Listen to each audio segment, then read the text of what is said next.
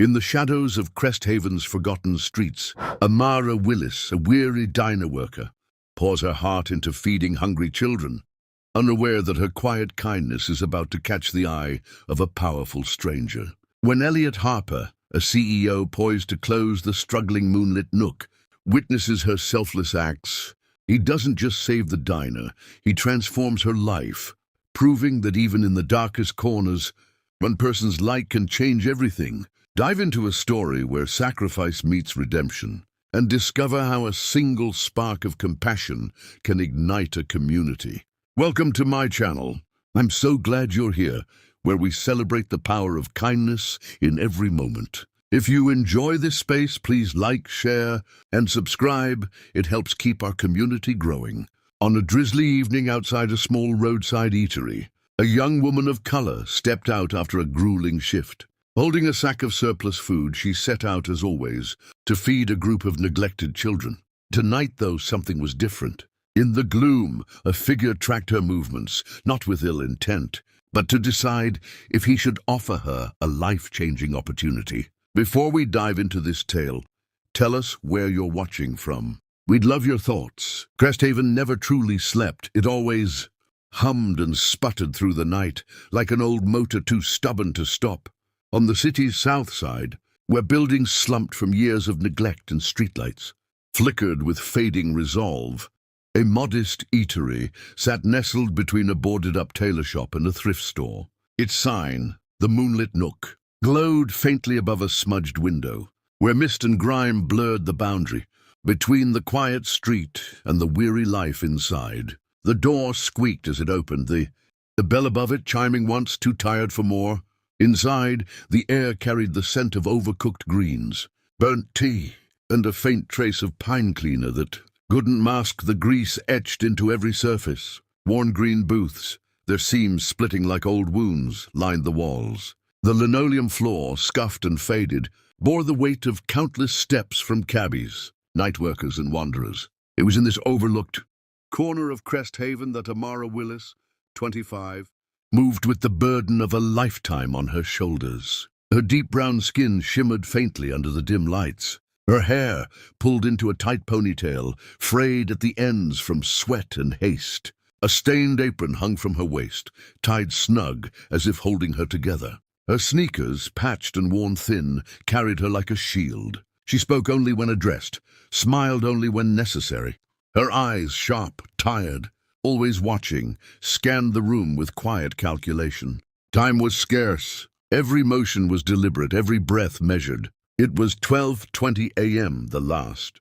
Customers, a janitor and a delivery driver, had left 10 minutes ago, leaving crumpled straw wrappers, a torn sugar packet, and $1 in change beside a chipped cup. Amara stayed silent. She always did. She cleared the table quietly, her rag tracing slow circles across the surface. The jukebox in the corner hadn't worked in years, but she passed it, flipping its switch off out of habit. The eatery was hers now, as it was every night after closing, hers and the shadows. Most nights exhaustion would creep in, heavy and slow, settling in her joints, but not tonight. Her mind was across town, in a cramped apartment where the furnace rattled and damp stained the walls. Her mother, Vivian, lay on a sagging recliner, breathing softly, hiding her pain. The prescriptions were nearly gone. Her younger brother, Caleb, was likely in his room, hunched under a thin blanket, reading a tattered library book. His school fees were late, and his only coat was too tight. Rent was 6 days overdue. The phone had rung that morning. Amara let it go unanswered. She didn't glance at the clock. She didn't need to. Time lived in her body, in the ache of her ankles, in the pull behind her eyes. Her hands, rough and dry, moved over the counter like clockwork. Wipe, stack, clean, store. Routine kept her steady. Pausing, even for a moment, risked breaking her. As the booth lights dimmed, casting long shadows across the floor, Amara reached beneath the counter for a hidden plastic tub and a sheet of foil. Her movements were quick, almost secret, like a private rite. In the farthest booth, under a sputtering bulb, someone watched. She didn't know it, but Elliot Harper had been there for nearly an hour. Sipping cold tea, dressed in a worn coat and faded jeans. He looked like another weary soul passing through Cresthaven, unremarkable. But Elliot Ascendant wasn't just another drifter. He was the CEO of Harper Investments, a firm with stakes in businesses across 3 states, including this eatery, which had recently landed on his loss reports. Low revenue, high turnover, poor location, flagged for closure. He'd come to inspect, expecting mismanagement or perhaps pilfering. What he hadn't anticipated was her, the quiet woman with steady hands and eyes that held quiet storms. At first, he assumed she was concealing something. Nobody worked that hard without a motive, and in his world, motives were usually selfish. But as he watched her pack untouched food, a muffin here, a bowl of chili there, into a tattered bag stashed behind the counter, something shifted in him. There was no secrecy in her actions, no greed, just quiet purpose and perhaps a flicker of sorrow. He wasn't certain yet, but he needed to be. Amara sealed the bag, slipped on a frayed jacket with a missing button, and headed for the back exit without looking back. Her steps were light but firm, like someone who'd walked this path countless times. Behind her, the door's bell tinkled softly as the CEO rose, left a $10 bill under his cup, and stepped into the rain after her. Neither knew this night would break the rhythm. Something was stirring, sparked by a woman who didn't wait for the world's approval to do good. The wind outside bit sharply, tugging at Amara's jacket as she entered the alley behind. The moonlit nook, the brick walls gleamed with damp, marked with faded graffiti and fresh regrets. Steam rose from a grate, mingling with the drone of a distant truck. Amara kept her head low, her bag gripped tightly, fingers curled around the strap. This wasn't a path for the faint, but she wasn't faint. Not anymore. She didn't look back. She never did. If someone followed, they'd have to keep up. She knew these streets like her own pulse past the twisted fence like gnarled fingers, through the lot where lamps never glowed, into the web of backroads threading Cresthaven like forgotten arteries. Her breath formed faint clouds. She didn't slow. Somewhere nearby, 3 children were waiting, and they'd be hungry. The CEO trailed her like a shadow, keeping far enough to avoid her notice, but close enough to follow her through the maze of alleys and narrow passages. The cold cut through his coat, but he didn't falter. His hands stayed deep in his pockets, his gaze sharp beneath his cap's brim. He saw her turn left, slip past a trash bin, then cross what seemed a dead end until she squeezed through a cracked gap, vanishing briefly before reappearing. It was like following someone who knew the city's hidden language. He didn't know what he'd find. Maybe she was feeding a family member. Maybe it was a side hustle. But the longer he followed, the less sure he became. Her movements carried a weight, not of deceit, but of something deeper born from loss. Rain fell again, fine and sharp, pooling in potholes that mirrored the city's fractured lights. He pressed on, his boots splashing through shallow water. He couldn't shake the look in her eyes back at the eatery. Exhausted, but never dim. After 14 minutes, Amara stopped before a rusted gate tucked between 2 crumbling buildings. The metal was bent, as if struck long ago and left to decay. A faded sign hung askew above, its letters barely visible but from a distance. He could trace the words, Maple Grove Youth Shelter. Amara tapped 3 quick knocks, soft but distinct, like a signal. The gate creaked open and 3 small figures slipped out, wrapped in oversized coats. A girl, about 11, wore shoes too big for her feet. A younger boy had no shoes, his toes pale in the cold. The smallest, a girl with a torn cap and syrup on her cheek, ran to Amara, arms wide, her smile brighter than the streetlights. Amara knelt, her bag sliding to the ground as she unzipped it with practiced ease. No haste, no pause, just rhythm like a sacred act. She handed out food, a roll here, chili there, a pair of cookies wrapped in foil. No mention of where it came from, no hint of its cost. The kids didn't ask. They knew better. They took it with quiet gratitude, their eyes wide, as if the world rarely gave so freely. "Here, Zoe," Amara murmured to the capped girl, smoothing her tangled hair. "Eat slowly. Share if you can." Zoe nodded, clutching the cookie like a prize. The boy, whom she called Levi, whispered a thank you, and the 3rd child slipped back behind the gate. nibbling her roll before the rain soaked it. From behind a rusted bin, the CEO watched, still as stone. A pressure grew in his chest, guilt perhaps or awe. He couldn't name it, but it was sharp and unfamiliar. These weren't her kids. She had so little, yet she gave. Every night she gave. Amara rose, her back stiff from hours on her feet, her hands raw from cold and work. She ruffled Levi's hair and patted Zoe's shoulder. "Don't tell anyone," she said softly. "You know the rules." Levi nodded, solemn as a vow. The gate closed, and Amara adjusted her bag, pulled her jacket tighter, and vanished into the rain. Elliot lingered, staring at the swaying gate. This wasn't about food or rules or losses on a ledger. It was devotion.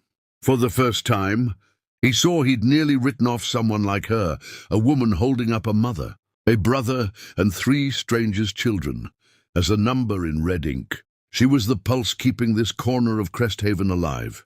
He didn't sleep that night. Not really. The image of that torn cap, those bare feet, and Amara's gentle instructions, spoken with the weight only suffering forges, stayed with him. In his high-rise apartment, miles and worlds away, he stared at the ceiling and muttered to the dark, "What do I do with this?" In the silence he knew he'd return, not to judge, but to understand. The next night, the moonlit nook buzzed with the clink of spoons and the low murmur of tired voices. A trucker in a stained cap asked for more tea. 2 nurses chuckled in a booth, and a lone man at the counter cradled his soup like it was his only warmth. The place thrummed with that peculiar late-night life only eateries know, held together by the unseen work of those rarely thanked. At its heart was Amara Willis, moving as always, quick, steady, invisible, yet vital. She carried a tray of burgers, sidestepped a dozing patron, and wiped a spill before it spread. Her apron was the same, her jacket tied at her waist, her eyes focused, heavy with unspoken burdens. No one saw how her shoulders tensed as her shift neared its end, how her fingers flexed as if counting seconds. She held herself together by never stopping long enough to feel the ache. She didn't know he was back. Elliot sat in the same booth under the flickering light, hood up, tea untouched. This time he wasn't there to scrutinize. He was there to confirm what he could scarcely believe, that this woman's quiet strength wasn't a fluke, but a constant, that her actions weren't a one-off but a vow. He watched her, not for mistakes, but as if witnessing something sacred, afraid to disturb it. She never looked his way. She didn't know she was seen. And that, the purity of her unseen care, unraveled him. He stayed until the last patron left, until the chatter faded and the trucker trudged off into the night. At 12:35 a.m., Amara began her routine. Wipe, stack, clean, pack. This time Elliot left first, taking a different path. He knew her destination. He wanted to be there, to see it from the start. He waited near the rusted gate, still despite the wind slicing through his coat. The Maple Grove sign hung lopsided, its paint flaking, but he remembered it, everything. 12 minutes later, Amara appeared through the mist. She didn't hesitate. 3 soft knocks and the gate opened. The kids rushed out faster than before. Zoe's cap was knotted tightly. Levi wore mismatched socks, but clean ones. The smallest, Nora, clung to Zoe's hand, her face smudged with jam. Amara opened her bag, revealing food better than the night before, a foil container of meatloaf, a cup of mashed potatoes, a biscuit slightly stale but cherished. The kids sat just inside the gate, eating like it was a feast. "You always bring the good stuff," Levi mumbled, mouth full, eyes bright. Amara's smile was soft. "Gotta eat well to grow strong, right?" She tapped his shoulder. He nodded, cheeks stuffed. Elliot watched, heart racing, then acted on impulse. He knocked. The sound was faint, softened by rain and rust. Amara stiffened, bag still open. She turned, wary. The gate cracked open. Levi peered out, cautious but curious, his coat sleeves too long. "Who are you?" he asked, voice rough with trust. The CEO crouched slightly, voice low. "Just a friend." "I saw the woman who brings you food." "Amara," Levi said, softening slightly. He glanced back, then forward. "She's good." "Really good." Elliot nodded. "What's your name?" "Levi." "Well, Levi," he said, smiling faintly, "why does she come here?" Levi paused, breath misting. "Every night, even when it's freezing. Says we need food to grow strong." He puffed out his chest, echoing her words like a creed. "Calls me tough kid." That hit hard. Elliot swallowed. "Sometimes," Levi added quieter, "she doesn't eat. Just gives it to us and leaves." Elliot slipped a $10 bill into Levi's gloved hand. "Get something warm tomorrow, okay?" Levi stared at it, stunned. "For real?" "For real," he said. The boy nodded and slipped back inside, the gate shutting softly. Elliot walked into the night, slower now. The image of Amara kneeling, feeding children not her own, with hands that likely hadn't fed her enough, seared into him. By the time he reached his car, he knew he couldn't ignore her. Tomorrow he'd dig deeper, not to judge, but to grasp why Cresthaven still had light in its shadows. The next morning, Cresthaven looked different from 38 floors up. From his office, the CEO watched the city sprawl below, grey, cold, patched with rust and rooftops. Up here, the room froze, caught between shock and reverence, until a voice cut through. "Hold on," said Denise, a long-time server, arms folded, tone sharp. "Just like that? I've been here 10 years. A murmur stirred. Amara's eyes flicked to Denise, fear flashing. Elliot didn't flinch. "Denise, I value your work, but Amara's given more than ours. She's kept people alive, kids, not just customers." His voice was calm but heavy. Denise looked away, silent. Amara's hands covered her mouth. The tray slipped, a plate shattering, but she couldn't move. Tears spilled as she trembled. "Why?" she whispered. "Because you've given more than anyone should have to," Elliot said, stepping closer. "And it's time someone gave back." No cheers followed, just a deep, sacred quiet. Something shifted, not just for Amara, but for everyone who saw what selflessness looked like without a spotlight. That night, Amara didn't leave through the back with scraps. She walked home with keys to a future she hadn't dared imagine, one that didn't demand her sacrifice. A week later, the Moonlit Nook hadn't changed much. Its windows were still smudged, its signs still flickered, the counter stools still wobbled. But the air felt warmer, softer. The regulars still came, the tea still steeped too long, but hope had settled in. Amara moved through the eatery like she belonged, not because of her title, but because she no longer had to prove her place. Her apron was new, her name tag crisp, her sneakers still worn but hers. The shadows under her eyes had lightened. Her smile reached her heart. Her first manager's paycheck sat in her pocket. Enough to buy groceries without rationing, to pay the water bill, to bring fresh food to the kids at Maple Grove. That afternoon, Amara walked Cresthaven streets with purpose, carrying 2 sturdy bags from a local grocer. Inside, turkey wraps, juice bottles, granola bars, shiny apples, and soft oatmeal cookies packed with care. Not scraps, real food, chosen, paid for, given. The gate at Maple Grove creaked open, and the kids ran out before she knocked. Zoe, cap still on, raced forward, arms wide. Levi, in new socks and slightly big shoes, grinned wide. Nora clung to Amara's leg, sticky fingers leaving smudges. The glow of Maple Grove lingered in Amara's chest as she walked home through Cresthaven's damp streets. The children's laughter echoed in her mind, a sound stronger than the wind cutting through her patched jacket. Her steps were lighter now, not because the weight of her life had vanished, but because she carried something new, hope, fragile but real. The keys to the Moonlit Nook jingled in her pocket, a reminder of the trust placed in her. She didn't know what managing a struggling eatery would demand, but for the first time, she felt ready to face it. Behind her, the city hummed its restless song, and somewhere in its shadows, a decision was forming, one that would test her resolve. The next morning, the Moonlit Nook opened under a grey sky, its sign flickering like a heartbeat. Inside, the air was the same, grease, coffee, a hint of pine, but the rhythm felt different.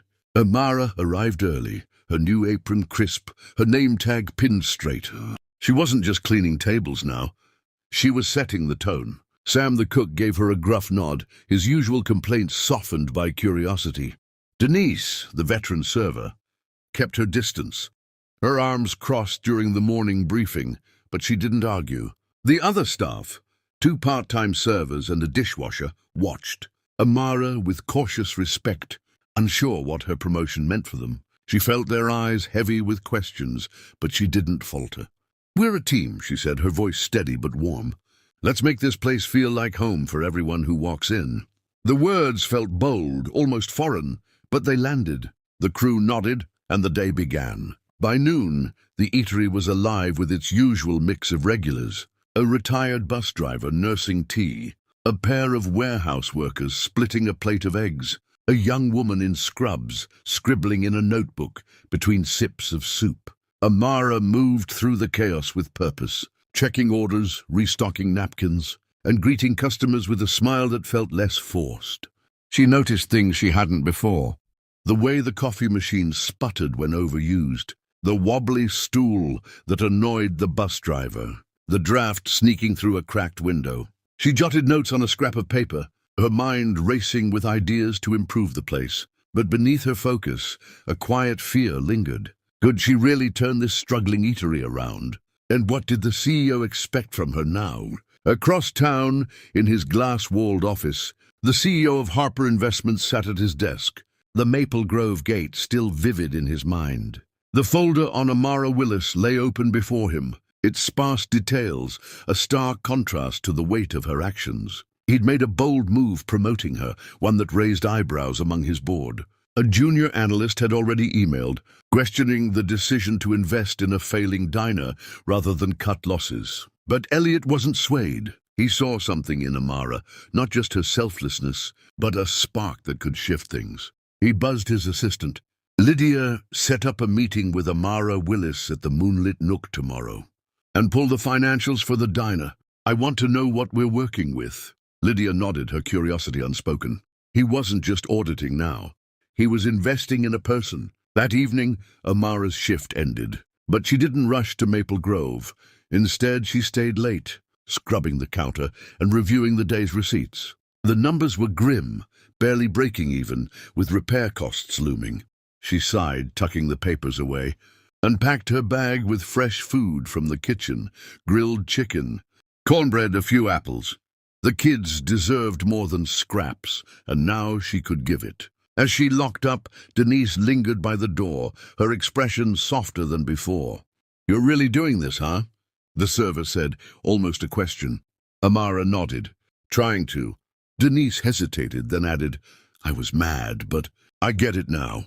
You're good for this place?" It wasn't an apology, but it was enough. Amara smiled faintly, and they parted into the night. He left her with the folder and a promise to check in soon, his footsteps fading into the hum of the city. That night, Amara walked to Maple Grove with her usual bag. But her mind was elsewhere, spinning with ideas, fresh paint for the diner, a kids' menu, maybe a community night for locals. The gate opened, and the kids greeted her with their usual joy. But Zoe noticed her distraction. "You okay, Amara?" she asked, clutching an apple. Amara knelt, smiling. "Better than okay. I'm dreaming big for once." Levi grinned. "Like superhero big?" She laughed, ruffling his hair. "Maybe, but I'll need you tough kids to cheer me on." They nodded, their trust absolute, and she felt a surge of determination. She wasn't just feeding them now. She was building a future they could be part of.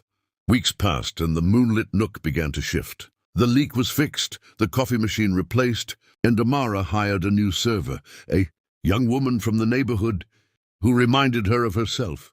Denise stepped up, draining the newcomer with a gruff kindness that surprised everyone. The menu added a maple special, a hearty soup named for the shelter, with proceeds supporting local kids. Regulars noticed the changes, lingering longer, tipping better.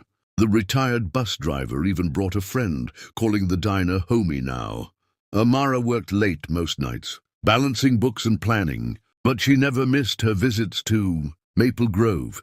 The kids started calling her Boss Amara, their pride louder than their laughter. Across town, the CEO watched the diner's numbers creep upward, a slow but steady climb. Board members grumbled, but he held firm, sharing updates on Amara's progress. He visited the Moonlit Nook weekly, not as a boss but as a partner, bringing ideas and listening to hers. One evening he arrived with a surprise, a small grant from a local charity secured through his contacts to fund a weekly meal program for Maple Grove. Amara stared at the paperwork, her eyes misty. "You didn't have to do this," she said. He shrugged, a rare grin breaking through. "You made it easy to want to." They stood in the diner's quiet kitchen, the scent of soup lingering. And for a moment, the world felt right, but challenges loomed. A rival chain opened nearby, drawing customers with flashy signs and cheap deals. The Nook's revenue dipped, and Amara felt the pressure, every slow day a reminder of how fragile progress was. At home, Vivian's health stabilized, but Caleb struggled at school, his grades slipping under the weight of teenage stress. Amara stretched herself thin, coaching her brother, visiting Maple Grove, and keeping the diner afloat. One night, exhausted, she sat in the empty eatery, staring at a stack of bills. Doubt crept in. Was she enough for all this? The door chimed, and Elliot stepped in, his coat dusted with rain. He didn't ask what was wrong. He saw it in her slumped shoulders. "You're carrying a lot," he said, sitting across from her. "Let me help." Amara hesitated, then spoke about the rival chain, Caleb's struggles, her fear of failing. He listened, not interrupting, then offered a plan, a loyalty program to keep regulars, a tutor for Caleb through a company contact, and a meeting with the charity to expand the meal program. "You're not alone in this," he said. "You've got a team, here, at home, at the shelter. And me." His words steadied her like a hand on her shoulder. She nodded, a spark reigniting. "Okay, let's keep going." They worked late, drafting ideas, and when she locked up, the stars above Cresthaven felt a little brighter. Months later, the Moonlit Nook wasn't just surviving, it was thriving. The loyalty program brought back crowds, and the Maple Special became a local favorite, its story spreading through word of mouth. Caleb's grades improved, his tutor praising his grit. Vivian started knitting again, her scarves decorating Maple Grove's walls. The shelter's meal program grew, serving more kids, and Amara hired Levi's older sister as a part-time dishwasher, giving their family a boost. The rival chain faltered, unable to match the Nook's warmth. One evening, as Amara served a packed diner, Zoe, Levi, and Nora slipped in, escorted by a shelter volunteer. They wore new coats, their faces beaming. "We wanted to see your place, Boss Amara," Zoe said, hugging her. The regulars clapped and Amara laughed, her heart full. Elliot arrived just as the kids sat down, a tray of maple specials on the house. He watched from the counter, his usual tea in hand. But his eyes were on Amara, her ease, her strength, the way she turned a struggling diner into a beacon. "You've built something real here," he said later, as they cleaned up. She smiled, wiping a table. "We built it. All of us." He nodded, the truth settling between them. Cresthaven was still rough, its streets still cracked. But in this corner, light held strong. Amara wasn't just a manager or a giver now. She was a leader, her kindness rippling beyond the diner's walls. As spring bloomed, the Moonlit Nook hosted its first community night. Tables spilling onto the sidewalk, music playing from a borrowed speaker. Zoe drew pictures for the walls. Levi helped serve juice, and Nora danced with Vivian, who'd come for the first time in years. Caleb manned the register, his grin wide. The CEO stood among the crowd, not as an executive, but as a neighbor, sharing soup and stories. Amara looked out at the scene, her family, her kids, her diner, her city, and felt something new, not just hope, but certainty. She'd faced the weight of the world and found it wasn't hers to carry alone. Her sneakers were still worn, her name tag slightly crooked, but her heart was whole. And in Cresthaven's glow, she knew this was only the beginning. Join us to share stories that inspire. Hit like, subscribe, and tap the bell to start your day with hope and heart. What's next for Amara and the Moonlit Nook? Share your thoughts below, and let's keep the light growing. Thanks for watching.